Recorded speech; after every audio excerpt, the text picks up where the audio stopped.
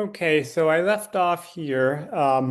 I did promise you this was a long chapter, and mostly it's not a lot that I would cut. It's just really, it's important stuff. It's just a long chapter. So I just want to say a few more words about, I want to repeat myself a little bit on overregulation because it's really, really important. Um, I'm not sure if you have a quiz question on it or not, but I absolutely promise you an exam question. How about that? So here's what I want to say.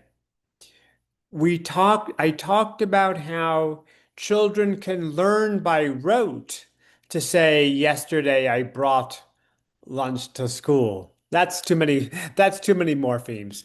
But let's say a kid says, yesterday I brought Teddy. Whatever, three, four morphemes. Yesterday I brought Teddy. And then one day the kid starts making mistakes. I say mistake in air quotes. I don't, it's not really a mistake. But the parent's like, oh, how come he's saying I bringed when yesterday he knew brought, now he's saying bringed? And what the parent might not be realizing is his language has developed. He has now shown that he has internalized this automatic rule and he's correctly applying it. So he's not, I don't know how to put it. It's not like just a rote learned thing. And the key is he's internalized a grammar rule. So um, this is really strong evidence that the old-fashioned Skinnerian learning theory kind of behaviorist view of language is just not tenable because we see the child implicitly learning this kind of grammar. And it really importantly, we also know the child was never really explicitly taught it.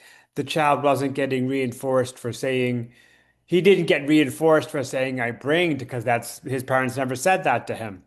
All right, moving on. The WUG test. I do believe there is a question on the WUG test. So this is just a test of grammar for children. You say this is a WUG. Now there is another one. There are two of them. There are two, and the child will probably say WUGs because the child knows if you have one WUG and you add another, you have two WUGs. Okay, pragmatics we've talked about before, but remember we're kind of repeating because we're at an older age. Remember, pragmatics is about the social back and forth kind of conversational understanding, the sort of understanding of, I talk, you talk. People with who are have an autism spectrum disorder, this is the part of language they would be more likely to have difficulty at because this is the part of language that emphasizes sort of social rules. So, as an example, you call your friend, you talk for 10 minutes, you've made a plan, you're ready to get off the phone. You say bye, they say bye. All right, see ya. Okay, so see you next week. Have you ever had the experience when it's either you or you're listening to someone? Ending a phone conversation and there's like five back and forths. Why do we do that? Why not? Bye. Yeah, bye. Click. Because we're sensitive to the sort of feeling of the conversation. We don't want to be rude. We want to perpetuate the conversation. Maybe after the fifth bye, someone says, well, I'll see you on Monday. Okay, yeah, bye. Right? That's the kind of thing. That's the kind of thing mature conversationalists would do. A preschooler would certainly not do that. They might get distracted and just leave the conversation.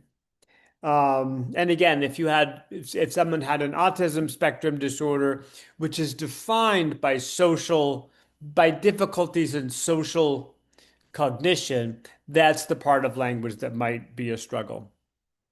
Um, Lots of early literacy skills that are sort of emergent skills that precede learning to read. Um, yeah.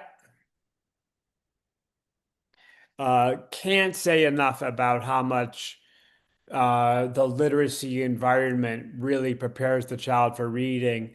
Years ago, when I was in graduate school, I was part of a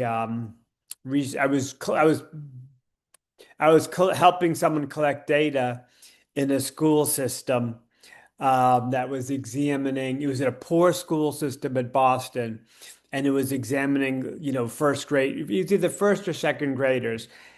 And what I can remember is we were just testing them on letter knowledge. So we literally showed we had the A through Z's in A through Z written out in capital letters. We just point to the letter and ask them to name it. Many of these children, it was either first or it really might have been second grade. They literally didn't recognize the letter on the page. They couldn't name it. So that tells us they had a very impoverished early learning environment. In an upper middle class home, lots of preschoolers have much, much more sound letter knowledge and also sound letter knowledge. That's a B, and B says buh, right? So by the time they get to kindergarten, they're really ready to learn to read. Um, okay. So, really importantly, sometimes people observe toddlers having numbers and they think they have a number concept. But if you just ask them to count where they're actually moving things along, you can pretty quickly see that they've memorized the word of the number, but it's not tied to the mathematical concept. That takes more time. Emerging in the third year, somewhere after the toddler years, early preschool. Yep. So this kid is in some kind of a classroom working on connecting number to concept. Now, really importantly, they probably intentionally use different kinds of buttons to really emphasize that it's not the specific of each button, but it's the fact that there are seven of them, and this is six and five and whatever. Lots of things. Some of you might have some experience with children teaching in kindergarten or whatever. Kindergarten is a lot of ways is the new first grade. Lot of schooling happening in kindergarten. And as I say that, I did also say that we're falling ever further behind, and that's true in schooling. It seems to be true. Okay, so spatial cognition, I'm not going to have too much to say about. Um, Factors that influence language literacy and mathematics. We've talked about this. These are all really about SES and home environment. This is a finding we reviewed in an earlier chapter. It can't be said enough how much, unfortunately, we see really profound differences across class. Elaboration. I talked a little bit about this with my graduate school friend Shi Wong, her work. You can see the author of this text does some of this work herself. Um, so how we talk to children, we can really scaffold literacy. A little bit about dialogic reading, which is about really scaffolding the child's engagement with the story, with what happens, the sort of, the W questions, the sort of, and then really helping the child really explore the book. Very helpful. Uh, yeah, I'm gonna do with the word gap. So I'm going through this end part fairly quickly because I think it's a lot of stuff that we've hit on pretty hard. Um, if you some of these last slides, one thing I would say that's, as I look at them, that's very salient. Um, all of these things like teacher quality, all of these things unfortunately correlate with class. in struggling areas, it can be hard to get good teachers. It can be hard to keep good teachers in schools that are struggling. I remember this was years ago now, but when my now 18-year-old child who's applying for college, when we were first looking at schools, grade schools, middle schools, high schools, seeing schools, visiting some schools that were really in crisis. And it was very stressful to even think of leaving my child at this school where, the teachers were just really overwhelmed and unsupported and just didn't have the resources to do what they needed to do to teach their material. And the students were really stressed and not prepared to be in school. And so they were acting out a lot of hostility. So my point being, all of these environmental factors that support the child really matter. And so, if you are or you're going to be a teacher, it sounds really cliche, but your work is so important. It is so important. Okay, curriculum a little math work. This was So I've seen many different examples of this, the Piraha, I'm not sure how you say that. Um, I hope you spend a minute thinking about this. We have studied some cultures that that don't have number concepts, cultures that have one, two, and many. Those are the three numbers they have. In this case, this language, didn't have much of a way of talking about future and past.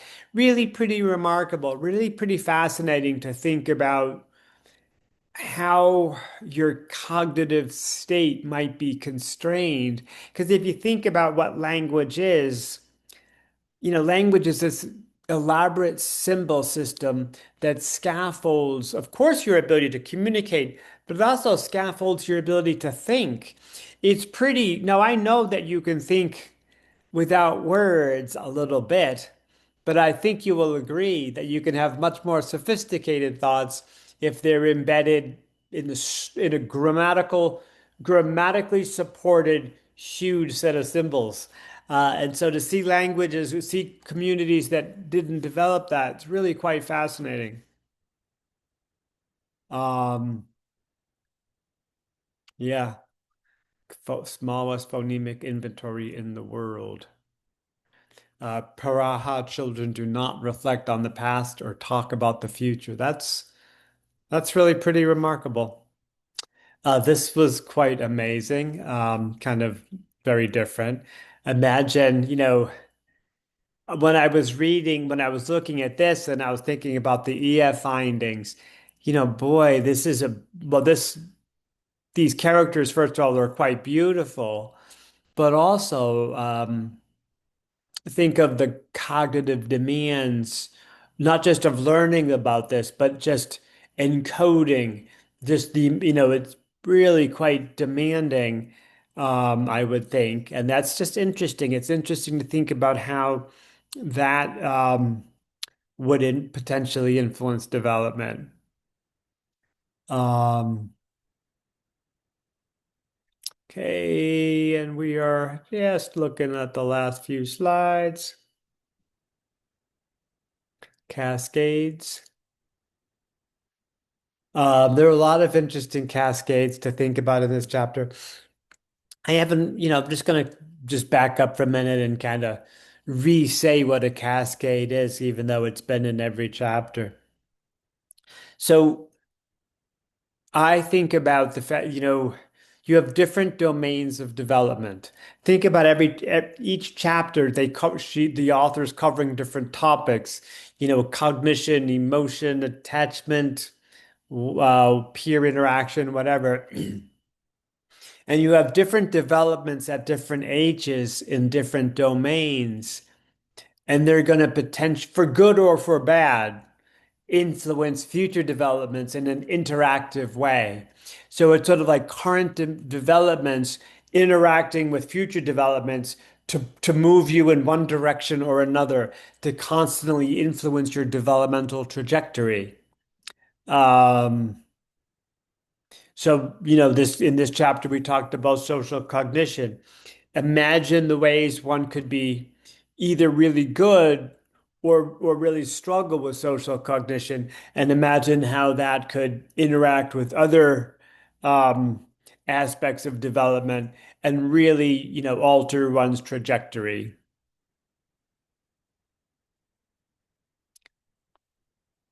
Um, and I am definitely going to remember to put these slides online because there's much too much here for you to be uh, taking notes as I talk, as I'm just going through. Okay, so that was finishing up. That was a long chapter. If you watched all these, I appreciate it.